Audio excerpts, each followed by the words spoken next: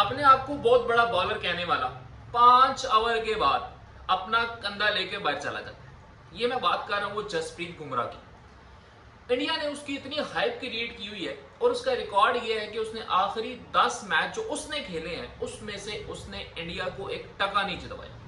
और उसके ये जो बार बार हर स्पेल के बाद रेस्ट की या हर मैच के बाद रेस्ट की कहानी है, इसकी भी अंदर की कहानी ये है कि इसका जो एक्शन है वो इस कदर इलीगल है कि ये क्रिकेट रूल्स को तो छोड़ दें, ये इसकी बॉडी को भी काबिल कबूल नहीं है। ये भी इसको नहीं चलने दे रही। 5 ओवर के बाद ये कंधा लेके बाहर चला जाता है। और नाचने वाले नाच की इस बात पे ने हमारा बुमराह इनको 150 पे आउट कर देगा। कौन सा बुमराह? वो जो इलीगल एक्शन के साथ इतने सालों से खेल रहे हैं, वो भी सिर्फ इसलिए कि तुम लोगों का जो होल्ड है वो इस कदर स्ट्रॉन्ग है कि आप लोगों ने पूरा आईसीसी जो है वो यतीम खाना बना के रखा हुआ है। उसके ऊपर आपने अपने रूल्स ठोके हुए हैं, उसके ऊपर आपने अपनी हर चीज को जो है वो इंप्लीमेंट किया हुआ है। सिर्फ इस वजह से आपको ये लगता है कि आपका जो बुमराह है वो बड़ी कमाल की चीज है, लेकिन ऐसा हकीकत में कुछ भी नहीं है। दूसरी तरफ आप दुनिया का कोई बॉलर उठा के देख लें, टेस्ट बॉलर, जिमी एंडरसन से बड़ा टेस्ट बॉलर कौन सा रहा है इस टाइम? आप अगर देख लें तो जोफ्रा आर्चर खेल रहा है, डेल स्टेन खेलता रहा है, मोहम्मद आसिफ खेलता रहा है। ओ भाई, कौन सा फास्ट बॉलर टेस्ट मैच खेल के ये कहता था कि मुझे अगले टेस्ट मैच में रेस्ट दे दो भाई, मेरी पसंद नहीं मारा। जोफ्रा आर्चर ने 4 साल बाद कम बैक किया और वो कह रहा है कि मैं अगले 2 टेस्ट मैचों के लिए 100% फिट हूं। इसका मतलब यह है कि वो आपकी मंजी ठोक देगा, आपको लग पता जाएगा। लेकिन मसला ये है क्योंकि हम रोला डालने में बड़े माहिर हैं और हम अपने मुंह मियां मिठू बनने के बड़े शौकीन हैं, तो हमें ये लगता है कि हमारा जो बुमराह है वो बड़ा को कमाल करे। लेकिन हकीकत का इस चीज के साथ कोई ताल्लुक नहीं। इंडिया अपने अगले 2 टेस्ट मैच भी, अच्छा इंडिया अपना अगला टेस्ट मैच वहां खेलने जा रहे हैं मैनचेस्टर में, जहां पे आज तक वो कोई मैच जीता ही नहीं, या तो ड्रॉ हुए या हारा है। तो इंडिया किस तरह इस चीज का दावा करेगा कि जी अब वो इस सीरीज के अंदर कम बैक करेगा? फिर उससे अगला मैच ओवल में, यानी वो तो और सोने पे सुहा गए, वो तो वहां तो इंग्लैंड वाले इनको हिलने ना दे। तो अगले 2 टेस्ट मैच बड़े मुश्किल हैं इंडिया के लिए भी और बुमराह के लिए भी। मुझे तो ये डर है कि ये स्टोक जो है ना वो गिल का टेस्ट कैरियर ये शुरू होते साथ ही कप्तानी खत्म करवा देगा इसकी। और गंभीर तो बेचारा गंभीर किस्म का परेशान है कि भाई मैं फंस गया हूं 2027 तक का मुआहदा करके। ये एक बार गलती से WTC के फाइनल में पहुंच गया और उसके बाद इन्होंने ये हाइप क्रिएट किया कि हम तो बहुत अच्छे हैं, हमने तो हर साल फाइनल खेलना है, अब तुम लोगों को अगला फाइनल पता नहीं कितने सालों बाद कहीं नसीब होगा भी या नहीं होगा, इसका भी कोई पता नहीं है।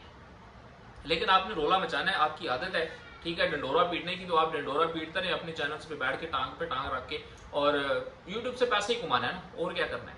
टीम तो बड़ी हुई है उधर, आपकी सारी की सारी बड़ी हुई है, ना कोई बैट्समैन चल रहे हैं ना कोई बॉलर किसी काम के, कोई कुछ भी नहीं कर रहा। दूसरी तरफ नाज़रीन, बांग्लादेश वर्सेस श्रीलंका, 3 सीरीज हुई है इन दोनों के दरमियान में, टेस्ट की भी, वनडे की भी, T20 की भी। अच्छा, बांग्लादेश ने ना श्रीलंका को बड़ा करीब करीब पकड़ के रखा है, इतने जल्दी जाने नहीं दिया।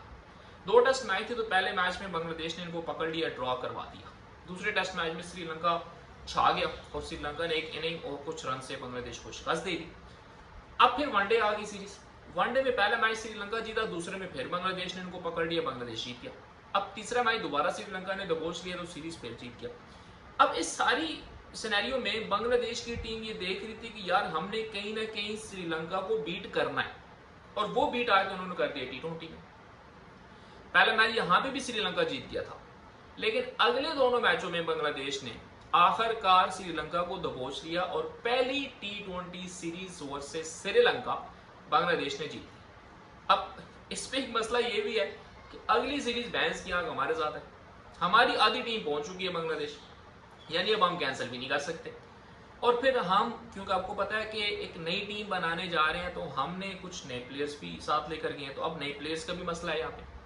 लेकिन उम्मीद ये है कि हमारी टीम इनको ठोक देगी, ठीक है। हम कोई बड़ा दावा नहीं करते, लेकिन ये T20 सीरीज जो है वो पाकिस्तान का जो यंग ब्लड है ये बांग्लादेश को एटलीस्ट जीतने नहीं देगा। ये सीरीज पाकिस्तान जीत जाएगा इंशाल्लाह, आराम से जीत जाएगा, इसका किसी किस्म का कोई मसला नहीं है। इसके बाद फिर जो हमारी सीरीज है वेस्ट इंडीज के साथ, अब वेस्ट इंडीज बोर्ड के अंदर काफी मसले मसाइल चल रहे हैं, ठीक है। मतलब ब्रायन लारा जैसा बंदा ये कह रहा है कि यार मसला ये है कि प्लेयर्स का कसूर नहीं है, बोर्ड का कसूर है कि वो प्लेयर्स को ऑन नहीं कर रहा और प्लेयर्स फिर इस सूरत हाल में अपने मुल्क के लिए खेलने में इंटरेस्टेड ही नहीं है। ठीक है, मतलब वो ठीक है, बस आते हैं, ड्यूटी है, नेशनल है, खेला, हारे जीते चले गए, क्योंकि वो 27 पे ऑल आउट हो गए थे। हालांकि ये बैड लक भी होता है, ये तो बड़ी बड़ी बड़ी बड़ी छोटी टीमें भी 36 रन पे ऑल आउट हो गई हैं, कोई बात नहीं, हो जाता है, बेचारों को नहीं समझ आती। ठीक है, बड़े बड़े प्लेयर्स थे उनके पास और हुआ क्या, 36 पे ऑल आउट हो गए।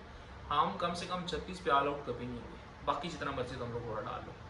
तो वेस्ट इंडीज में एंड्रू रसल ने, ये बड़ी खबर आ रही है कि एंड्रू रसल ने रिटायरमेंट की अनाउंसमेंट कर दी है कि ऑस्ट्रेलिया के खिलाफ वो जो अपनी सीरीज खेलेंगे अभी वनडे की, उसके बाद वो इंटरनेशनल क्रिकेट से रिटायरमेंट की अनाउंसमेंट कर देंगे।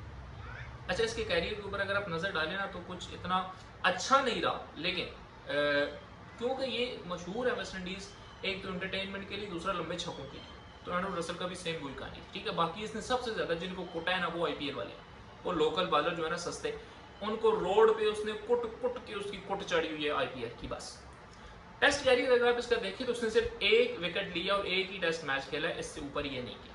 ठीक है, वनडे के अंदर भी इसकी 70 के करीब विकटें हैं और T20 इंटरनेशनल में इसकी 60 के करीब विकटें हैं, यानी कि आप ये कह सकते हैं कि कुछ ऐसा नहीं है एंड्रू रसल में। लेकिन एंड्रू रसल नाम इसलिए बड़ा बन गया क्योंकि इसने लीग्स के अंदर जो तबाही उतारी है, स्पेशली IPL के अंदर जो उसने तबाही उतारी है, जो उसने उनके सस्ते बॉलरों को छक्के मारे हैं, उसका कोई मुकाबला नहीं है। तो एंड्रू रसल अपनी ऑस्ट्रेलिया के खिलाफ वनडे सीरीज के बाद इंटरनेशनल क्रिकेट से रिटायरमेंट हो जाएंगे। हालांकि आगे T20 वर्ल्ड कप आ रहा था, उसमें 7 से 8 महीने रह गए, अगर ये थोड़ा सा सब्र कर जाता तो मेरे ख्याल में ये वेस्ट इंडीज़ के लिए कुछ कर जाता। लेकिन अब क्योंकि उसने अनाउंसमेंट कर दी है कि ये मेरी ऑस्ट्रेलिया वाली आखिरी सीरीज़ है, तो अब देखना ये है कि वेस्ट इंडीज़ अपने क्रिकेट के अंदर क्या तब्दीलियाँ करता है। डेफिनेटली वो जो एक गोल्डन एरा था पूरी दुनिया का, वो ख़त्म हो चुका है। जिस तरह पॉन्टिंग था, अफरीदी था, तेंदुलकर था, सन जसूरिया था, ठीक है, उधर जैक कैलिस लोग थे, तो वो वाली जो पार्टी थी ना, वो वाली जो लेयर थी, वो सारी लेयर अब डेफिनेटली ख़त्म हो चुकी है।